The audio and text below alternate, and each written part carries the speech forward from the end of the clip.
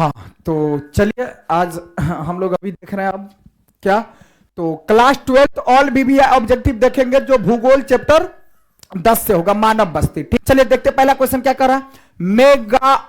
Megalopolis का अर्थ होता है भाई, तो ये क्या होता है, तो ये हो जाएगा Vishal Nagar, option number D सही हो जाएगा। चलिए दूसरा नंबर क्वेश्चन क्या कह रहा है भाई, दूसरा नंबर जो क्वेश्चन है वो क्या कह रहा है, विश्व की प्रथम नागरीय बस्ती कौन है, विश्व की प्रथम नागरीय बस्ती जो है ना भाई वो कौन है, तो लंदन है, ऑप्शन नंबर क्या हो जाएगा भाई, बी सही हो जाएगा। निम्नलिखित में से कौन सांस्कृतिक नगर है भाई, सांस्कृतिक नगर कौन है भाई, तो सांस्कृतिक नगर मक्का भी है और जेरूसलम भी है और वाराणसी भी है, तो ऑप्शन नंबर डी क्या हो जाएगा भाई, सही हो जाएगा। निम्न में से कौन सी एक आर्थिक क्रिया ग्रामीण बस्तियों की मुख्य आर्थिक क्रिया है, तो क्या हो जाएगा, प्राथमिक क्रिया, ऑप्शन नंबर ए सही हो जाएगा। 2006 के प्रारंभ में दक्षिण अमेरिका के कितने नगर की आबादी 10 लाख तक हो गई थी, 10 लाख तक, तो ये क्या हो जाएगा, ऑप्शन नंबर डी सही हो जाएगा। 43 लगभग में, हाँ लगभग में भी देगा तो हम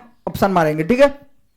नगर या शहर के निवासी का मुख्य व्यवसाय किस गतिविधियों से संबंधित होता है, किस गतिविधियों से संबंधित होता है भाई, तो ये क्या हो जाएगा, द्वितीयक गतिविधि भी है, तृतीयक गतिविधि भी, अर्थात क्या हो जाएगा भाई, सी ऑप्शन नंबर।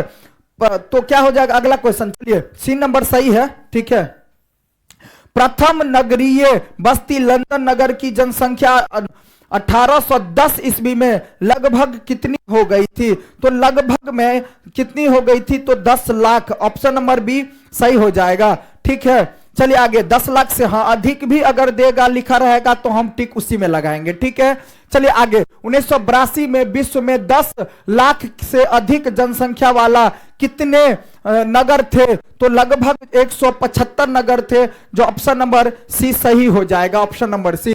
1800 में विश्व की कितनी प्रतिशत जनता नगरीय बस्तियों में निवास करती है, नगरीय बस्तियों में, तो ऑप्शन नंबर ए सही हो जाएगा, 3% है ना। 2017 में विश्व की कितनी प्रतिशत जनता नगरीय बस्तियों में निवास करती थी, तो क्या हो जाएगा, लगभग में 54%, ऑप्शन नंबर सी सही हो जाएगा। भारत में नगरीय क्षेत्र की श्रेणी में आने के लिए कम से कम कितनी जनसंख्या आवश्यक है भाई, कितनी जनसंख्या, तो कम से कम 5000, और बहुत इंपॉर्टेंट क्वेश्चन है भाई, एग्जाम में पूछने वाला क्वेश्चन है, ठीक है, निश्चित पूछा जाएगा क्वेश्चन।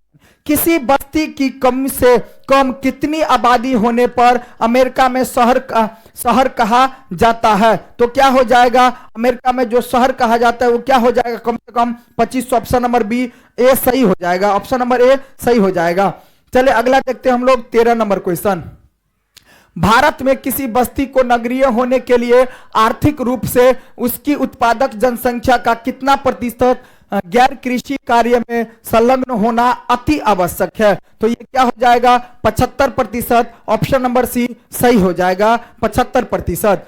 2006 में विश्व की कितनी प्रतिशत आबादी नगरीय थी, कितने प्रतिशत आबादी नगरीय थी, तो ये 50%, ऑप्शन नंबर बी सही हो जाएगा। इसमें से कौन औद्योगिक नगर है भाई, औद्योगिक नगर कौन है, देखिए इस सबको पता होगा, जवाब दीजिए इसका कि क्या सही होगा भाई, हाँ क्या हो जाएगा, पीटर्सबर्ग, ऑप्शन नंबर डी सही हो जाएगा। और पूछने वाला क्वेश्चन है भाई, निम्नलिखित में से कौन इथोपिया की राजधानी है भाई, इथोपिया की राजधानी जो है वो कौन है, अदीस अबाबा, ऑप्शन नंबर क्या हो जाएगा, सी सही हो जाएगा। चलिए आगे चलते हम लोग कि अदीस अबाबा नगर की स्थापना जो हुई थी ना भाई, वह कब हुई थी, तो 1878 ईस्वी में, ऑप्शन नंबर बी सही हो जाएगा, 1878 ईस्वी में। चलिए निम्न में से कौन सांस्कृतिक नगर है भाई, निम्न में से जो सांस्कृतिक नगर है ना वह कौन है, तो Jerusalem, option number Jerusalem, option number A सही हो जाएगा, पहले भी बताए थे भाई। निम्नलिखित में से कौन ऑस्ट्रिया की राजधानी है भाई, ऑस्ट्रिया की जो राजधानी है वह कौन है, ऑस्ट्रिया की राजधानी, तो कैनबेरा, ऑप्शन नंबर ए सही हो जाएगा। सेंटी टाउन का संबंध है किससे, सेंटी टाउन का जो संबंध है भाई वह किससे है, तो गंदी बस्ती से, गंदी बस्ती से। सर्वाधिक सबसे अधिक प्रदूषण मिलता है भाई, सबसे अधिक प्रदूषण जो मिलता है वह क्या है, सबसे अधिक जो प्रदूषण मिलता है वह मलिन धरती में, ऑप्शन नंबर बी सही हो जाएगा, ठीक है। निम्नलिखित में से कौन रूस में अवस्थित है भाई? रूस में जो अवस्थित है वह कौन है? तो ये हो जाएगा तुला, ऑप्शन नंबर बी सही हो जाएगा। नदी के सहारे बसा गांव किस प्रतिरूप में आएगा? किस प्रतिरूप में आएगा भाई? किस प्रतिरूप में? तो रेखीय प्रतिरूप में, ऑप्शन नंबर डी सही हो जाएगा। और क्वेश्चन पूछने वाला है, ठीक है। चलिए आगे, निम्नलिखित में से किस प्रकार की बस्तियां सड़क, नदी या नहर के किनारे होती है? नहर के किनारे होती है। ऑप्शन नंबर क्या हो जाएगा भाई? रेखीय, ऑप्शन नंबर क्या हो जाएगा? ए सही हो जाएगा।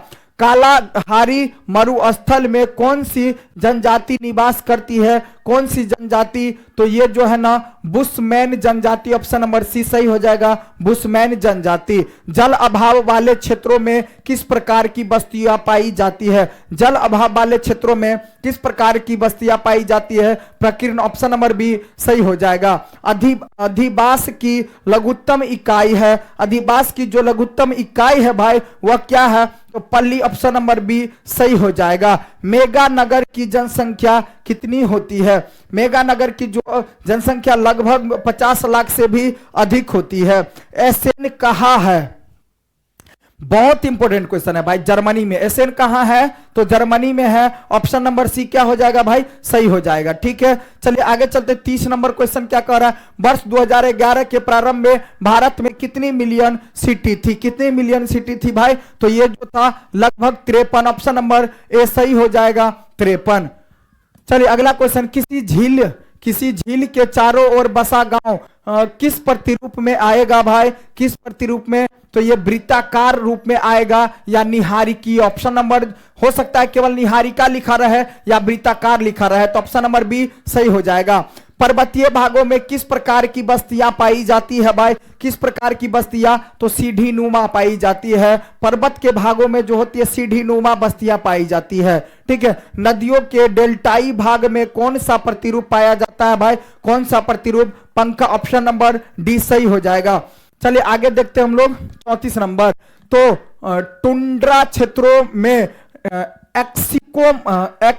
एस्किमो द्वारा बर्फ के टुकड़ों से बचाए गए अधिवास कहलाते हैं भाई। क्या कहलाते हैं? तो ये कहलाते हैं इग्लू, ऑप्शन नंबर ए सही हो जाएगा, इग्लू। ऑप्शन नंबर ए क्या हो जाएगा भाई? सही हो जाएगा।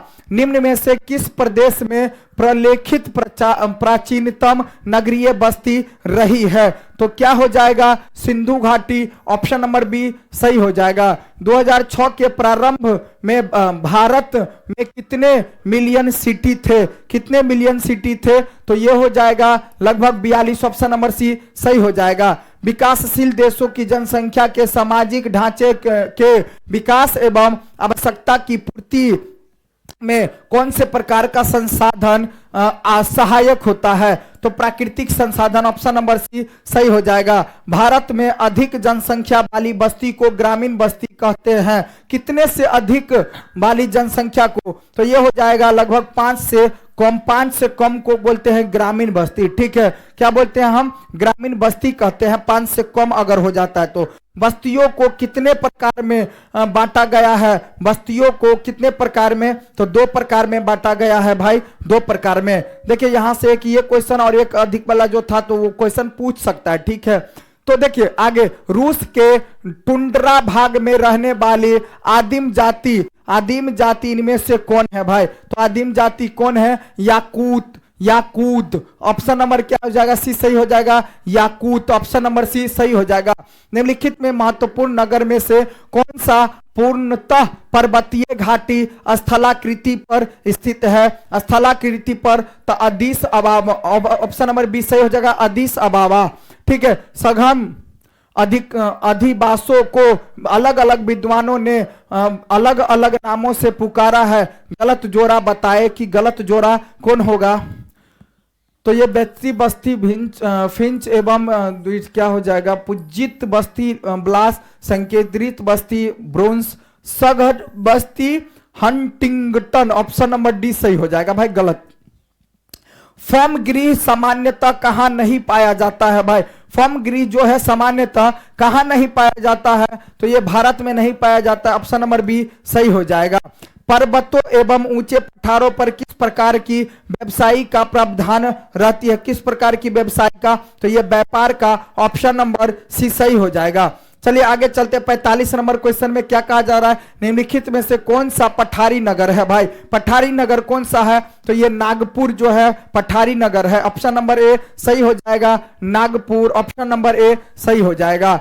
ग्रिफिथ टेलर के अनुसार नगर की विकास की अवस्थाएं जो है ना भाई, वो अवस्थाएं कितनी है? तो 7 है। ऑप्शन नंबर सी सही हो जाएगा। और क्वेश्चन पूछने वाला है भाई, ठीक है, क्वेश्चन पूछने वाला है, ठीक है। इस 3 क्वेश्चन में से तो पूछेगा, ठीक है। अगर सामान्य आकार के घरों के समूह को क्या कहते हैं भाई? क्या कहते हैं? तो बस्ती कहते हैं। ऑप्शन नंबर ए सही हो जाएगा। दूर दूर तक बिखरे कुछ घरों के समूह को हम क्या कहते हैं? तो कुछ जो दूर दूर तक बिखरे घरों के समूह को हम क्या कहते हैं? तो पूर्वा कहते हैं। सब्जेक्टिव में भी पूछा जा सकता है भाई, पूर्वा किसे कहते हैं। तो इस तरह से हमारा क्या हो गया? चैप्टर 10 हो गया खत्म, ठीक है। और कल